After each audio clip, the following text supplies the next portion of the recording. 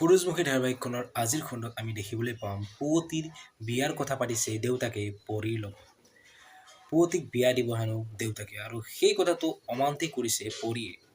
পুৱতিয়ে এতিয়া পঢ়ি আছে আৰু তাইক বিয়া দিব হোৱা নাই বুলি ক'ব পৰীয়ে দেউতাকৰ। আৰু আনহাতে সোণ নোহোৱা কথাটো দেউতাকৰ টেনশ্যন হৈ বেমাৰ হোৱা আজিৰ খণ্ডত আমি দেখিবলৈ পাম। আৰু শেৱালিয়ে নিজাকৈ বিজনেছ কৰা কথা ইমান দিনে আমি দেখি আছোঁ যে তাই বিভিন্ন ধৰণে চেষ্টা কৰি আহিছে। আৰু আজিৰ খণ্ডত আমি দেখিবলৈ পাম তাই ক'ব যে তাই নিজেই খাদ্য বনায়, এইটো অনলাইনত বিক্ৰী কৰিব।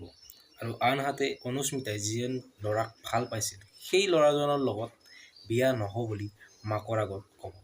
অনুস্মিতাই পৰীক বহুত ভাল পাইছিল আৰু বিজয়ক কেনেকৈ পাহৰিব পাৰিলে বুলি যোৱা খণ্ডত আমি কুৱেশ্যন কৰা দেখা পাইছিলোঁ। আৰু আজিৰ খণ্ডত আমি দেখিবলৈ পাম তাই যিটো ল'ৰাক ভাল পাইছিল সেই ল'ৰাটোৰ লগত বিয়া নহওঁ বুলি ক'ব মাকৰ আগত।